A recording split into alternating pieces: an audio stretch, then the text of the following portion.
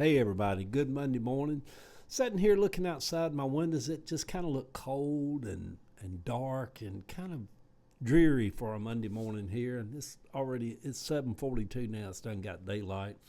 But I woke up this morning thinking about Elvis singing that song as I looked out, and it looked so cold outside. On a cold Chicago morn, another little baby child is born in the ghetto. Yeah. Um, so the morning post this morning is: can people change? Can they really? Can people really change? Can someone decide just to go a new way? Can a person rethink things? And I guess that's probably still on my brain this morning because Jim Swilly yesterday at Metron, I go to a place called Metron on Sunday mornings over in Kirkwood. And Jim was just talking about that whole doctrine of back in the church days of being born again. And can a person really change? So anyhow, I was thinking about that this morning in the context of Margaret Taylor Greene, who's now in a feud with the president. And I thought about, can people really change? Can someone decide just to go a new way, chart a new course, become a new creature, a different person? Can they really? And I look back over my life and I've seen, back in the old days of born again religions, people's like, oh, you're a new creature in Christ. All the old things passed away. You walk in new light and all like that. I've seen very little of that, actually. I did see it occasionally. I seen like my Uncle Tootie, my Aunt Lottie's husband. He was one of them bad alcoholics. All his life he drank. He'd go down to even buy aftershave and drink it. Polly Peachtree, they called it back then. And just a bad alcoholic. And then maybe he was in his 40s or whatever. And he repented of his sins and gave his life to Christ. Never drank another drop. And he was just a different person after he come to know what we called come to know the Lord back then. Just a different person. Never did go back to his old ways. And he was always kind of ornery and hateful to people. And he was just so tenderhearted after that. It was something happened. And that was rare. That was rare. But anyhow, can people change? Can someone decide to go a new way? Can a person rethink the way they live and maybe do things different? With Margaret Taylor Greene, we will find out if she has changed. But if she has, can we forgive her?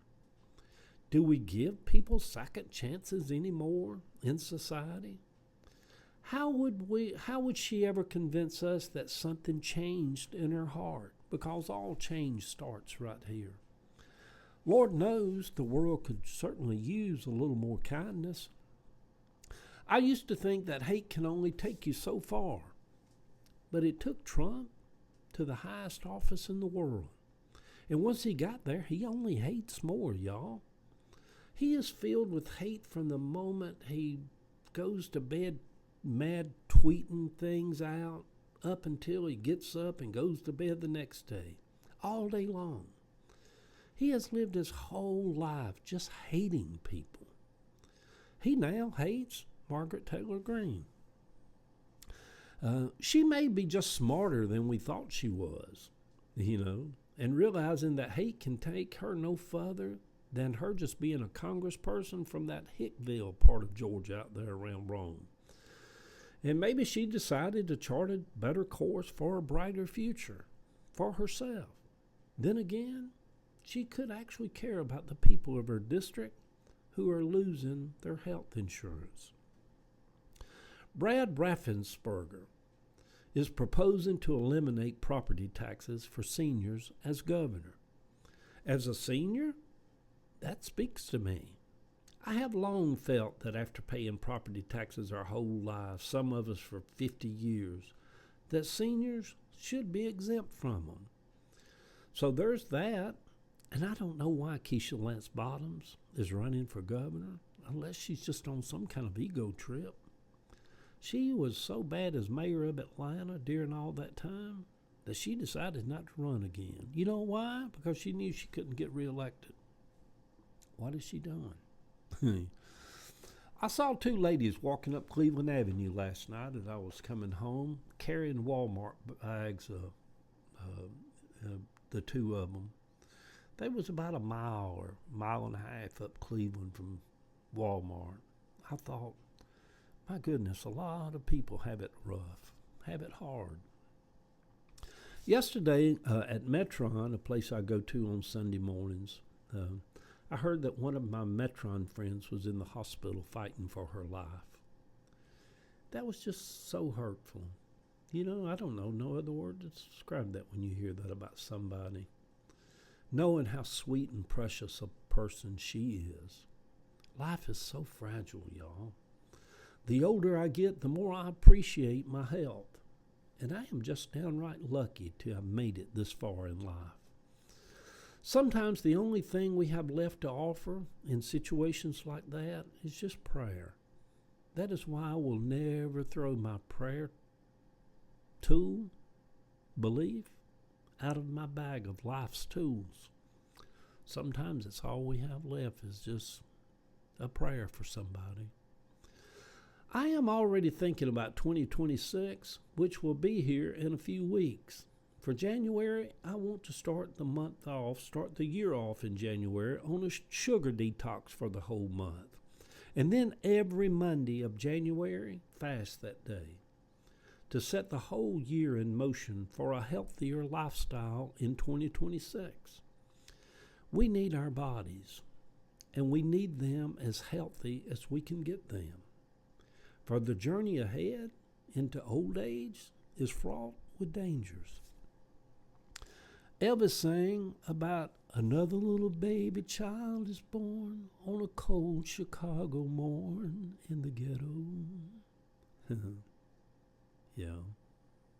There is still a lot of that in the richest country in the world. People struggling to get by. If you think life is hard, think if you had to walk miles with grocery bags to get home. And then a lot of times have to cook for a bunch of kids. Yeah. I hope that Margaret Taylor Greene has had a change of heart. My goodness. I hope one day a lot of MAGA has a change of heart and decides hate is not the answer. And y'all do know that the MAGA people out here on Facebook and Instagram that take the time or run across this, they'll be like, it ain't hate, that's just who he is.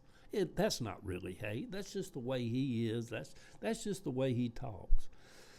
Can you imagine living in a time where people try to paint hate in every color they can except being like, that's inappropriate, he shouldn't be doing that, you know? But even if you get them to agree, yes, very inappropriate, they still going to vote for him. Makes no sense, y'all. Makes no sense.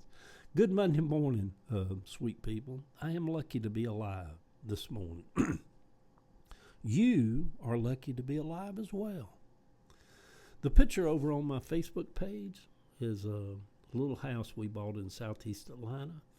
1118 Dobbs Drive. Heather standing outside in the snow. You know, poor people love snow, don't they? I made some little shutters to go on the rundown little house to brighten it up, painted them red. The owner financed it because our credit was shot because the first house we bought in Austell got foreclosed on.